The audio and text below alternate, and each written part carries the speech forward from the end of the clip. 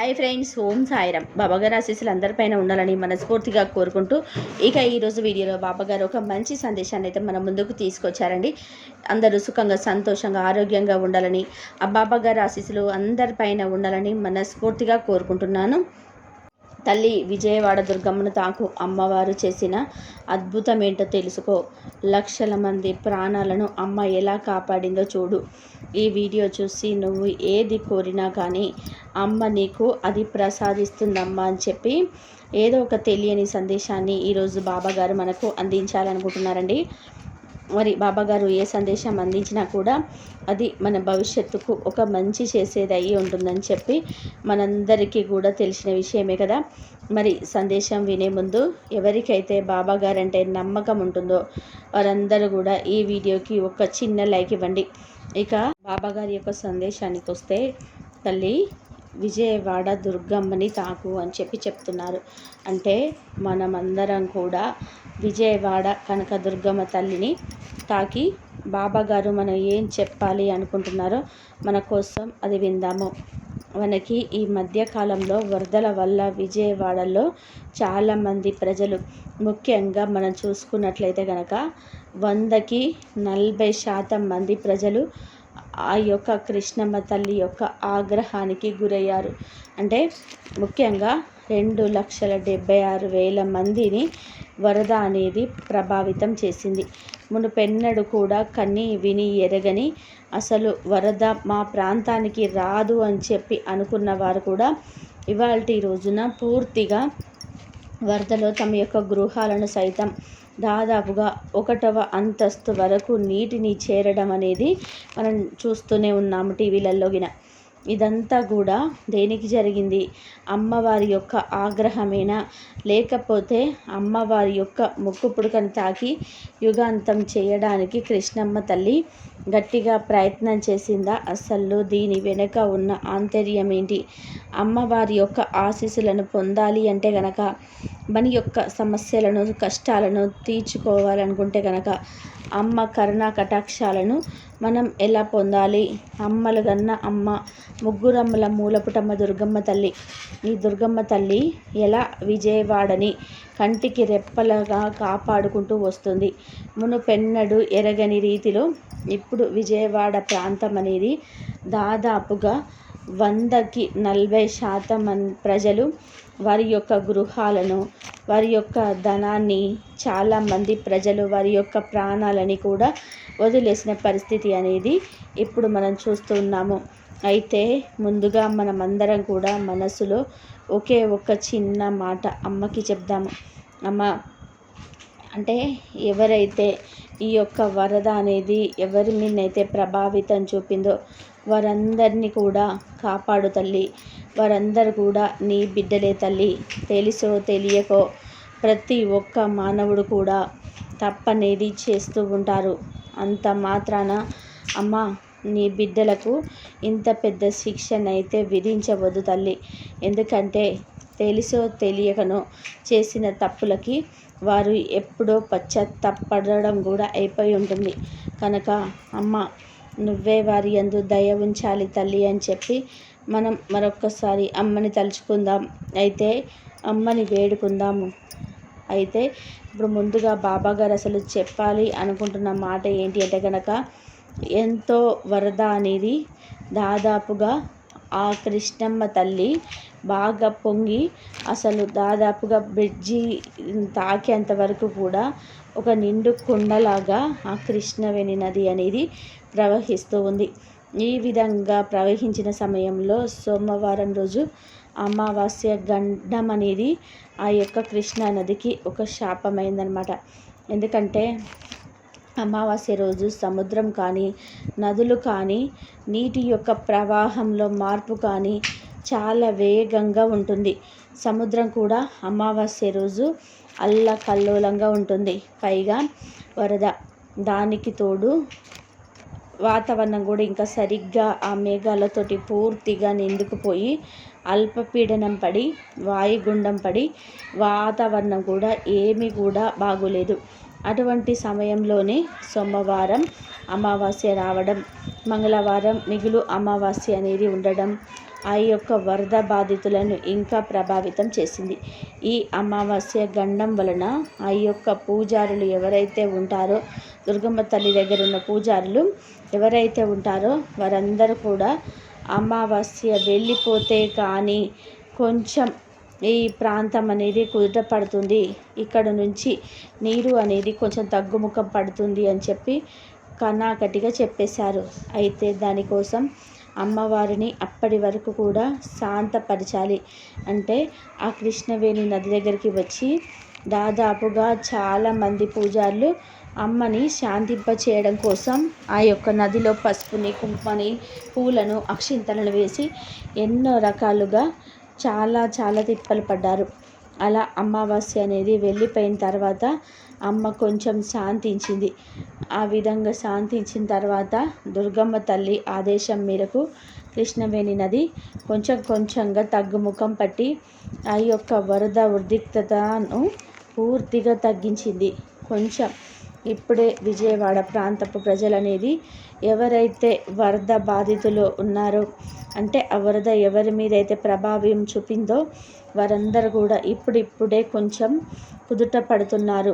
వారికి సమయానికి ఆహారాన్ని అందించటం, నీటిని అందించటం మన యొక్క ప్రభుత్వం కూడా చాలా చక్కగా చూసుకుంది. కొంచెం చాలామంది కూడా ప్రాణాలతో బయటపడ్డారు అంటే ఆ యొక్క దుర్గమ్మ తల్లి దయ ఉండడం వలనే కదా. అయితే ఇదంతా కూడా జరగడానికి మానవ తప్పిదం కూడా ఉంది తల్లి. ఎందుకంటే నువ్వు కొన్ని సంవత్సరాల క్రితం నీ యొక్క నాయనమ్మలు లేదా వారి యొక్క అమ్మలు, వారి యొక్క అమ్మమ్మలు కనుక నువ్వు పరిశీలించినట్లయితే ఈ యొక్క ఇల్లు అంటే గృహం ఎవరైతే నిర్మించుకుంటారో వారందరూ కూడా ఇంటికి సంబంధించిన చుట్టుపక్కల వరకు కూడా కొంచెం వరకు మాత్రమే గచ్చుని ఏర్పాటు చేసుకునేవారు. కానీ ఇప్పుడు ఎవరి కాళ్ళకు కూడా మట్టి అంటకుండా ఉండాలి అన్న ఉద్దేశంతో ఇంటికి వారి యొక్క స్థలం ఎంతవరకు ఉంటుందో అంతవరకు కూడా పూర్తిగా టైల్స్ అని, బండలని, ఇలా గచ్చు అనే సిమెంట్ తోటి పూర్తిగా ఆ మట్టి అనేది కనిపించకుండా మొత్తం కూడా సిమెంట్తో చేసేసుకుంటున్నారు. తర్వాత ఇక రోడ్ల విషయానికి వస్తే తారు రోడ్లు, కంకర రోడ్లు, సిమెంట్ రోడ్లు వీటన్నిటి వల్ల భూమిని పూర్తిగా మూసివేస్తున్నారు తల్లి.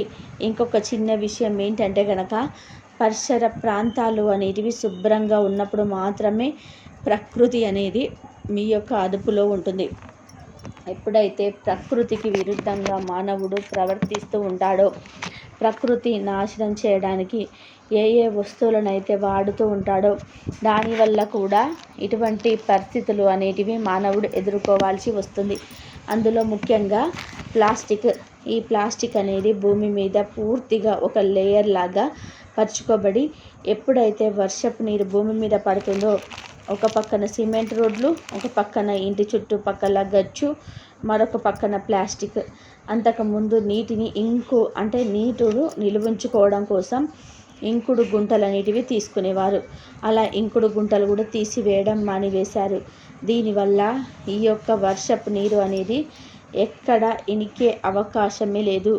ఎక్కడ కూడా కనుచూపులో బాగా పల్లెటూరులో తప్పితే ఇక మరెక్కడ కూడా కనుచూపు మేరకు కూడా మేళ అనేది కనిపించకుండా మానవుడు చేసేసుకున్నాడు. కాబట్టి ఆ యొక్క రోడ్ల మీద పడిన నీరు అనేది ఎటు వెళ్ళాలో తెలియక పల్లపు ప్రాంతాలకు చేరుతుంది.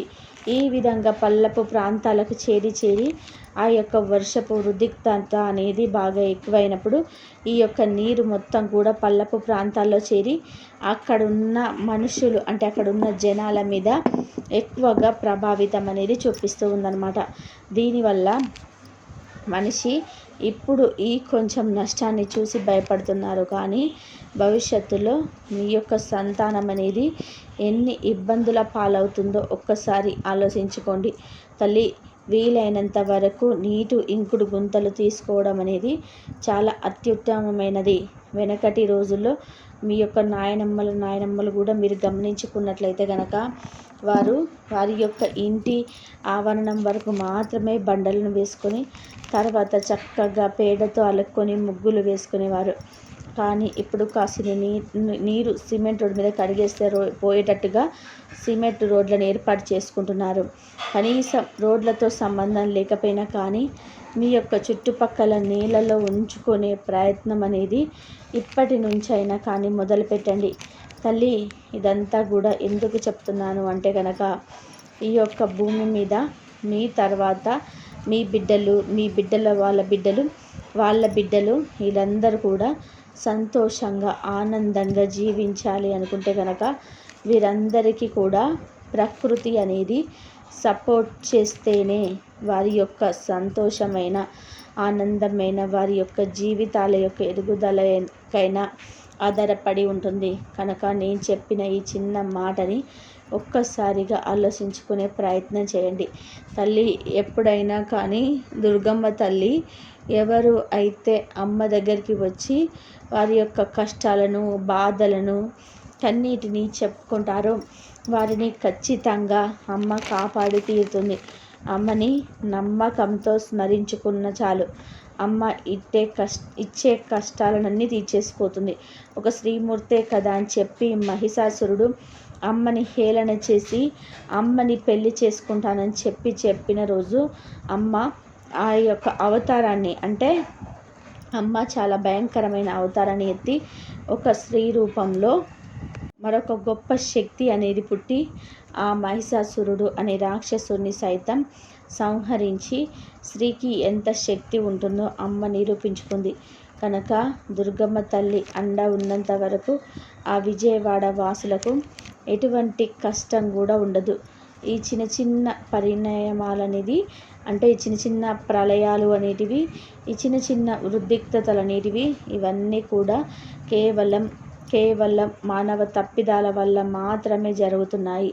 కనుక అసలు ఇప్పుడు మానవుడు ఏం చేయాలి, ఏం చేస్తే ఇక ముందు ఇటువంటి పరిస్థితి అనేది రాకుండా జాగ్రత్త పడవచ్చు అని చెప్పి తెలుసుకొని దానికి తగ్గట్టుగా మీ యొక్క వాతావరణ పరిస్థితులు అనుకూలంగా చిన్న చిన్న మార్పులు అనేటివి కనుక మీరు ఖచ్చితంగా మీ జీవితాల్లో కనుక మార్చుకునే ప్రయత్నం కనుక చేస్తే తప్పకుండా ఇటువంటి ఉద్రిక్తతలు అనేటివి ఎటువంటివి కూడా ప్రకృతికి సంబంధించినవి ఏవి కూడా మిమ్మల్ని ఏమీ చేయలేవు అని చెప్పి తప్పకుండా గుర్తుంచుకోండి.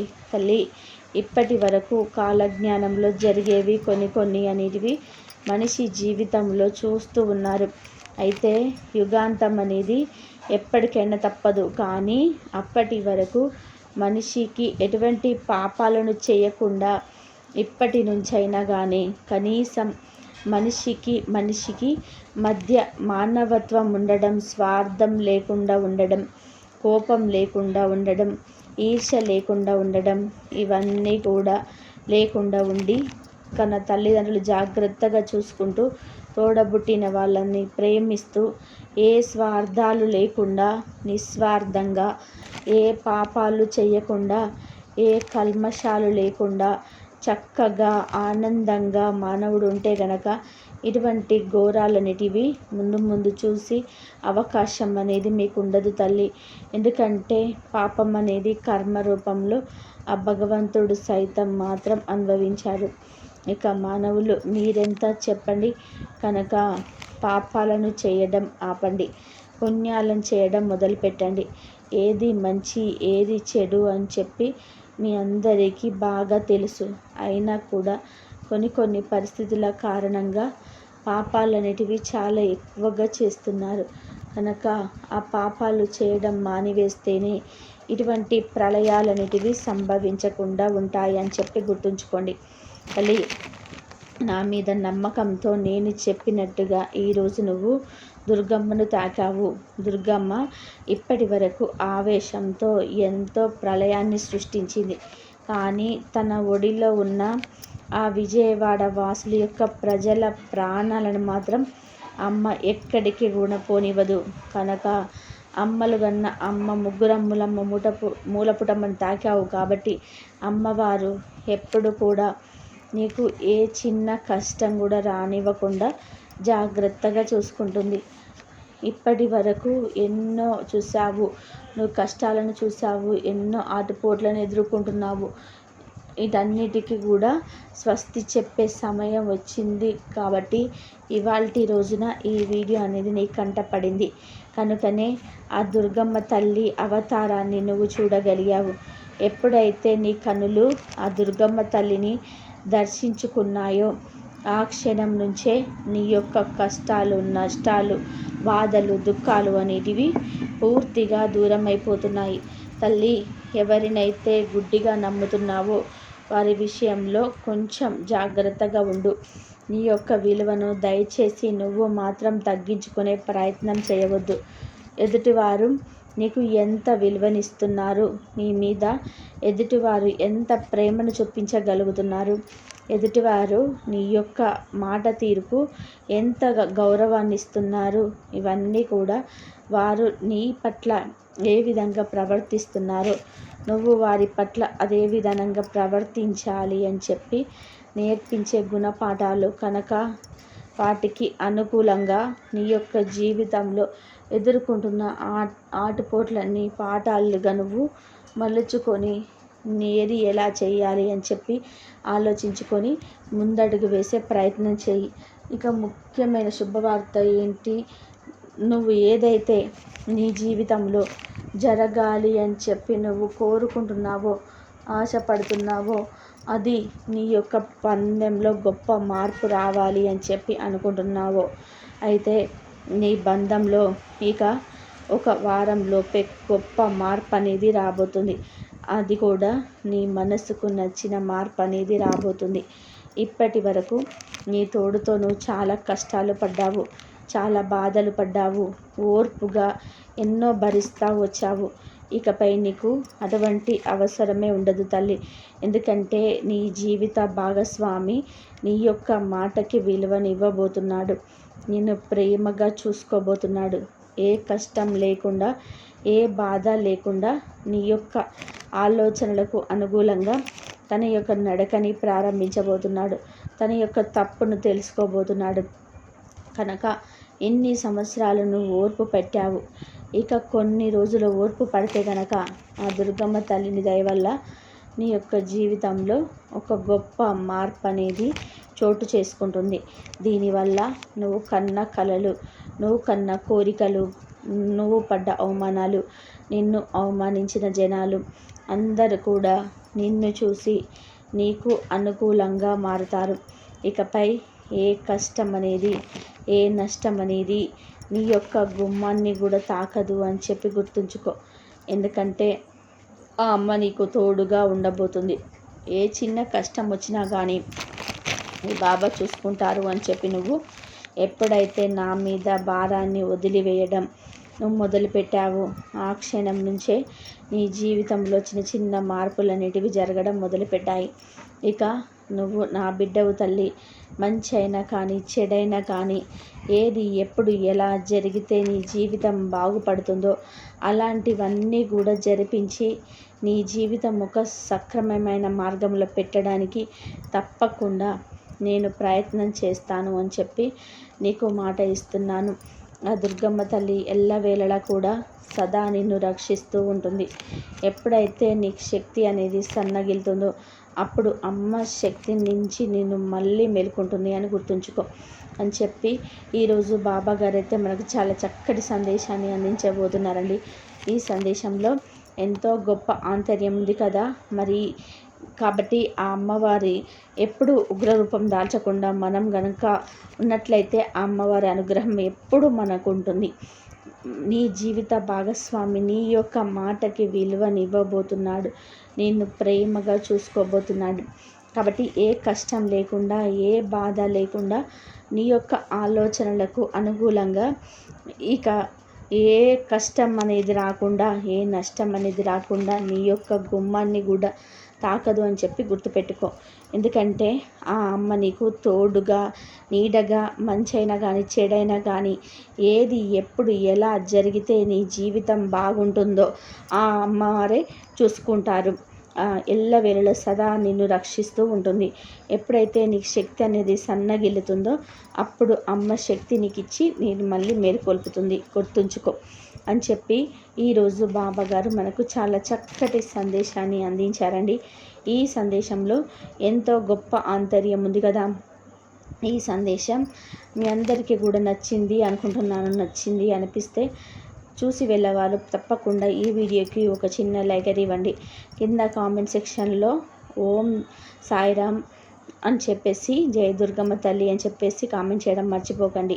అందరూ బాగుండాలి, అందరిలో మనం ఉండాలి. ఓం సాయిరామ్. శ్రద్ధ సబూరి ఆ బాబాగారి ఆశీస్సులు మీపై ఉండాలని చెప్పి మనస్ఫూర్తిగా కోరుకుంటూ సర్వేజన సుఖినో భవంతు. అందరూ బాగుండాలి, అందరిలో మనం ఉండాలి. సర్వం శ్రీ సాయినాథ్ అర్పణమస్తు. ఓం సాయిరామ్.